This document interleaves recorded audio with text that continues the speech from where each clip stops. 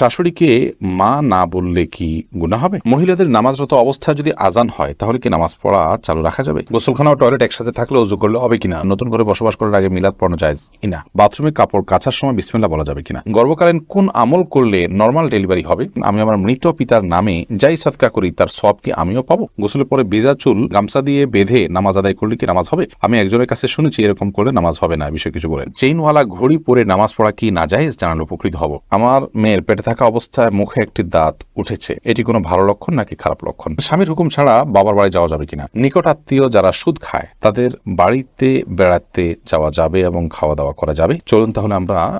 সুপ্রিয় দর্শক, দেশ দেশের বাইরে থেকে যেখান থেকে দেখছেন আমার এই ভিডিও, সবাইকে জানাই আন্তরিক সালাম ও অভিনন্দন। বাংলাদেশি মুফাসসির শায়েখ আহমদুল্লাহ তিনি বিভিন্ন প্রশ্নের উত্তর দিয়ে থাকেন।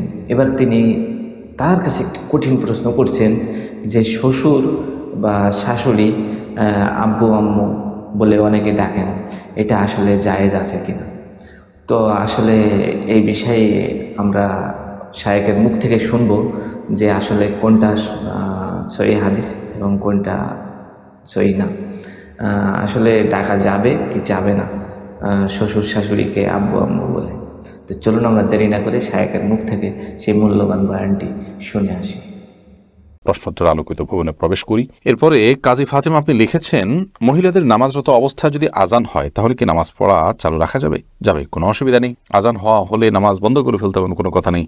আপনি নামাজ পড়ছেন, ইতিমধ্যে আজান শুরু হয়ে গেছে, আজান মুয়াজ্জিন সাহেব দিতে থাকুক, এদিকে আপনার নামাজ আপনি কন্টিনিউ করতে থাকেন, কোনো সমস্যা নেই। এরপর জেসমিন আক্তার আপনি লিখেছেন, গোসলখানা ও টয়লেট একসাথে থাকলে ওযু করলে হবে কিনা? বাসা যদি গোসলখানা এবং টয়লেট একসাথে থাকে সেক্ষেত্রে ভেতরে ওযু করলে ওযু হয়ে যাবে, কিন্তু উত্তম হলো কমোড এবং টিপের মাঝে কোনো পার্টিশন না থাকলে, আড়াল না থাকলে সেক্ষেত্রে বাইরে ওযু করবেন, এটা হলো উত্তম। কিন্তু যদি ভিতরে ওযু করেন তাতে ওযু হয়ে যাবে, কোনো অসুবিধা নেই ইনশাআল্লাহ। রোজা ইসলাম রানী আপনি লিখেছেন, নতুন করে বসবাস করার আগে মিলাদ পড়ানো জায়েজ কিনা? নতুন করে বসবাস করার আগে কোনো মিলাদ পড়াবেন না, এরকম কোনো নির্দেশ কোনো হাদিস আমাদেরকে দেয়নি।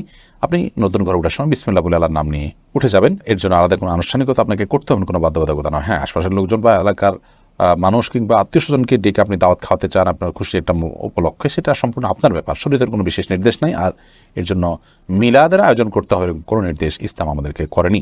শিরিনা বেগম আপনি লিখেছেন, পুরুষের কি রূপার আংটি পড়তে পারবে? জি, পুরুষের রূপার আংটি পড়তে পারবে এবং এটি বিভিন্ন বর্ণনা দ্বারা সাব্যস্ত হয়েছে। এরপরে নুসরাত মাহি আপনি লিখেছেন, আমি আমার মৃত পিতার নামে যাই সাদকা করি তার সওয়াব কি আমিও পাবো? আপনার মৃত পিতার নামে যে সাদকা আপনি করবেন, আশা করা যায় আল্লাহ রাব্বুল আলামিন আপনাকেও এক্সট্রা হিসাবে তার সাদকার সওয়াব দিবেন, কারণ আপনি যেহেতু পরিশ্রম করেছেন, আপনি যেহেতু কষ্ট করেছেন, আল্লাহ রাব্বুল আলামিন সেজন্য আপনাকে বঞ্চিত করবেন না, কারণ আল্লাহ রাব্বুল আলামিন কাউকে তার পরিশ্রমকে পণ্ড বা ব্যর্থ হতে দেন না যতক্ষণ পর্যন্ত সেটি আল্লাহ সন্তোষের জন্য হবে এবং সঠিক নিয়মে হবে। এমনি ফরহাদ হোসেন আপনি লিখেছেন, বাথরুমে কাপড় কাচার সময় বিসমিল্লাহ বলা যাবে কিনা? বাথরুমে কাপড় কাচার সময় বিসমিল্লাহ বলবেন, বিশেষ করে যখন কমোডের সাথে আপনার ওই জায়গার পার্টিশন থাকবে। যদি পার্টিশন না থাকে তাহলে ওযুর সময় যেরকম মুখে বিসমিল্লাহ বলা নিষেধ, অনুচিত, মাকরুহ, ঠিক একইভাবে এখানেও মুখে বিসমিল্লাহ বলবেন না, মনে বিসমিল্লাহ বলে কাপড় কাচবেন। মাই হামাদ আপনি লিখেছেন, গর্ভকালীন কোন আমল করলে নরমাল ডেলিভারি হবে? গর্ভকালীন সময় এরকম কোনো বিশেষ আমলের কথা কোন হাদিসে বলা হয়নি যে আমল করলে নরমাল ডেলিভারি হবে। তবে হ্যাঁ, গর্ভ যাতে নরমালভাবে হয়, অপারেশন করতে না হয়, সেজন্য আল্লাহর রহমতের কাছে আপনি সাধারণভাবে দোয়া করতে পারেন। আর দান এবং সাদাকা এটা মানুষকে কঠিন কোনো পরিস্থিতি থেকে উত্তরের পথ দেখায়, বিধায় এরকম পরিস্থিতিতে আপনি কিছু দান সাদাকা করতে পারেন এবং বিশেষভাবে ইস্তেগফার, দুরূদ সহ যে আমলগুলো বান্দার খুব কঠিন সিচুয়েশনে পড়লে আল্লাহ তাআলা তার জন্য বিষয়টিকে সহজ করেন, সে আমলগুলো আপনি বিশেষ করে করবেন। আল্লাহ তাআলার কাছে সাধারণভাবে দোয়া করতে থাকবেন। এছাড়া সুনির্দিষ্ট কোনো দোয়া বা আমল কোন হাদিস আমাদেরকে শেখায়নি যেটার মাধ্যমে নরমাল ডেলিভারি হবে। মিথিলা মলি আপনি লিখেছেন, রাস্তার পাশে কবরস্থান থাকলে নাপাক অবস্থায় গেলে কি গুনাহ হবে? রাস্তার পাশে যদি কবরস্থান থাকে তাহলে সেই কবরস্থানে আপনি নাপাক অবস্থায়, অর্থাৎ আপনার ওযু নেই অবস্থা আপনি প্রবেশ করলেন, কোনো অসুবিধা নেই, আপনি জিয়ারত করতে পারেন। কবর জিয়ারত করার জন্য যে আপনাকে ওযু অবস্থা থাকতে হবে এরকম কোনো বাধ্যবাধকতা নেই। এক নিমিষে আইডি থেকে আপনি লিখেছেন, মেয়েদের পায়ে কি স্বর্ণের উপর পরা যাবে? যাবে, কোনো অসুবিধা নেই। মেয়েরা স্বর্ণ বা রূপা যে কোনোটি পড়তে পারে, তো সেক্ষেত্রে স্বর্ণের উপর পড়বেন না রূপার উপর পড়বেন সেটা আপনার বিষয়। স্বর্ণ এবং রূপা এটা শরীরের কোনো অঙ্গ প্রত্যঙ্গে পড়তে নিষেধ, এমন কোনো কথা নেই, বিধায় মেয়েরা মাথায়, হাতে, কানে যেরকম স্বর্ণ পড়তে পারেন ঠিক একভাবে পায়ে নূপুর হিসাবে স্বর্ণ ব্যবহার করতে পারেন, কোনো অসুবিধা নেই। জারিফা জান্নাত আপনি লিখেছেন, গোসলের পরে ভেজা চুল গামছা দিয়ে বেঁধে নামাজ আদায় করলে কি নামাজ হবে? আমি একজনের কাছে শুনেছি এরকম করলে নামাজ হবে না, বিষয় কিছু বলে না, এরকম করে নামাজ হবে না এমন কোনো কথা নেই। আপনি একজন নারী হিসেবে আপনার পুরো শরীর আপনাকে ঢেকে নামাজ পড়তে হবে, শুধুমাত্র মুখমণ্ডল এবং দুই হাতের কবজি আপনি খোলা রাখবেন, এর বাইরে অন্য কোনো শর্ত নেই। আপনি গামছা দিয়ে ঢাকেন বা গামছা দিয়ে বেঁধে তার উপর দিয়ে অন্য একটা কাপড় দিয়ে ঢাকেন, কোনো অসুবিধা নেই। আইরিন সুলতানা মাহি আপনি লিখেছেন, টেপে উজু করলে নিচে বালতি থাকে, ফলে অজুর পানি বালতিতে পড়ে, সে পানি কি টয়লেটের কমোডে ঢালা যাবে? ঢালা যাবে, কোনো অসুবিধা নেই, বরং ঢালাটাই উত্তম। বিশেষ করে কমোড পরিষ্কারের জন্য, টয়লেট পরিষ্কারের জন্য বা কোনো গাছ ইত্যাদি থাকলে সেগুলোর গোড়ায় পানি দেওয়ার জন্য, যে কোনো কাজে আমরা এই পানিটা ব্যবহার করাই উচিত। কারণ অজুর যে পানিটা, এই ব্যবহৃত পানিটা এটা অন্য কাজে লাগানোটা কোরআন হাদিসের দৃষ্টিকোণ থেকে কোনো নিষিদ্ধ কিছু নয়, এটা নাপাক নয়। আর এটা আমরা হয়তো এটার মাধ্যমে পবিত্রতা অর্জন করতে পারবো না, কিন্তু অন্য যে কোনো কাজে আমরা ব্যবহার করতে পারবো। ধরুন কমোড পরিষ্কার করা কিংবা বাথরুমের ভেতরের অংশ পরিষ্কার করার জন্য পানি ঢালতে পারি, কোনো অসুবিধা নেই, কারণ এই পানিটা নাপাক নয়। কাজলে আইডি থেকে আপনি লিখেছেন, উজু করার পরে কি আয়নায় মুখ দেখলে উজু ভেঙে যাবে? না, কোনো অসুবিধা নেই, উজু ভাঙবে না। সৈয়দ আবু হায়দার আপনি লিখেছেন, চেইনওয়ালা ঘড়ি পরে নামাজ পড়া কি নাজায়েজ? জানালে উপকৃত হব। না, চেইনওয়ালা ঘড়ি পরে নামাজ পড়লে যেটা নাজায়েজ হবে এমন কোনো কথা নেই। আমির হামজা আপনি ইউটিউব চ্যানেলে আমাদের প্রশ্ন করেছেন, আমার মেয়ের পেটে থাকা অবস্থায় মুখে একটি দাঁত উঠেছে, এটি কোনো ভালো লক্ষণ নাকি খারাপ লক্ষণ?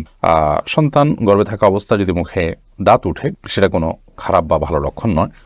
এটার ডাক্তারি কোনো ব্যাখ্যা আছে কিনা সে ব্যাখ্যা আপনি জানার চেষ্টা করবেন। এর বাইরে এটাকে অন্তত কুলক্ষণ মনে করার কোনো সুযোগ নেই, কারণ ইসলাম আসলে কোনো কুলক্ষণে বিশ্বাস করে না। এরপরে মার্জিয়া শেলি আপনি লিখেছেন, নিকট আত্মীয় যারা সুদ খায় তাদের বাড়িতে বেড়াতে যাওয়া যাবে এবং খাওয়া দাওয়া করা যাবে। নিকট আত্মীয় যারা সুদের সাথে জড়িত তারা তো হারামের সাথে লিপ্ত, আল্লাহ তাআলা মাফ করুন। এই সুদের সাথে জড়িত হলে, হারামের সাথে যদি লিপ্ত থাকে, তাদের উপার্জন শুধুই হারাম হয়, তাহলে সেক্ষেত্রে তাদের বাড়িতে আপনি যেতে পারেন, কিন্তু তাদের খাওয়া দাওয়াটাকে কৌশল আপনি অ্যাভয়েড করবেন। আর যদি তাদের অন্য হালাল উপার্জন থাকে তাহলে সেক্ষেত্রে হালাল উপার্জন পরিমাণ বেশি থাকলে আপনি সেখানে খেতে পারেন। আর যদি হারাম উপার্জন পরিমাণ বেশি থাকে, হালাল উপার্জন পরিমাণ কম থাকে, তাহলে খাবেন না। আর যদি তিনি সুনির্দিষ্ট করে হালাল উপার্জন থেকেই দিয়েছেন আপনি জানেন, তাহলে সেক্ষেত্রে সেটা অবশ্যই খেতে পারেন। সাবির ইয়াসমিন জান্নাত আপনি লিখেছেন, স্বামীর হুকুম ছাড়া বাবার বাড়ি যাওয়া যাবে কিনা? আপনি যেহেতু স্বামীর সংসারে থাকেন, অতএব তার সুবিধা অসুবিধা, তার প্রয়োজন ইত্যাদি বিষয় থাকতে পারে, সেই কারণে তাকে আপনি বলে যাবেন। কিন্তু স্বামী আপনাকে আপনার বাবার বাড়ি যাওয়া থেকে বঞ্চিত করে রাখবেন, যেতে দিবেন না, আটকে রাখবেন এবং তার খেয়াল খুশি মতো সে আপনাকে আপনার বাবা মার সাথে সাক্ষাৎ করা থেকে বিরত রাখবেন, সে অধিকার কিন্তু তার নাই। সেটা যদি তিনি করেন তাহলে তিনি অন্যায় করছেন। তবে হ্যাঁ, অবশ্যই আপনি চেইন অফ কমান্ড, একটি ফ্যামিলির পারস্পরিক যে বোঝাপড়া, সেটা যেন ভালো তার জন্য আপনি বলে যাবেন।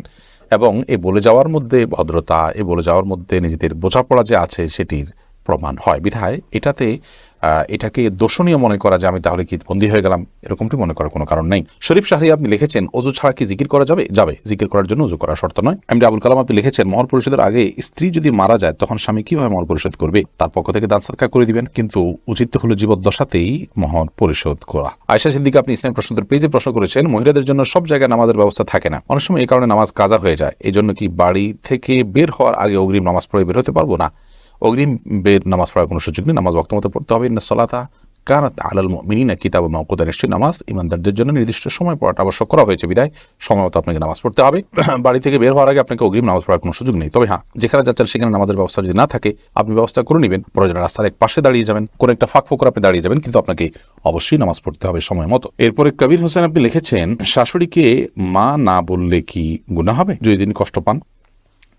শাশুড়িকে মা বললে তো গুনাহ হবে না, কারণ এটা তো আপনি গর্ভধারণকারিণী মা হিসাবে তাকে আপনি মা সম্বোধন করছেন, এটা সম্মানসূচকভাবে মা হিসাবে আপনি তাকে আখ্যায়িত করছেন। কারণ আপনি আপনার মায়ের নাম যেখানে সেখানে লিখতে হয়, সেখানে শাশুড়ির নাম কোথাও লেখেন না, তার মানে আপনি তাকে আপনার গর্ভধারণকারিণী মা হিসাবে স্বীকৃতি দিচ্ছেন না, বিধায় তাকে মা বলাতে কোনো অসুবিধা নেই। বললে তিনি কষ্ট পান তাহলে সেক্ষেত্রে এরকম তো আর কথা নয়। যদি এরকম হয় তাহলে সেক্ষেত্রে আপনি বলবেন না। আপনি লিখেছেন প্রশ্নে, শাশুড়িকে মা না বললে কি গুনাহ হবে? না বললে তো কোনো গুনাহ হবে না। আপনি প্রশ্ন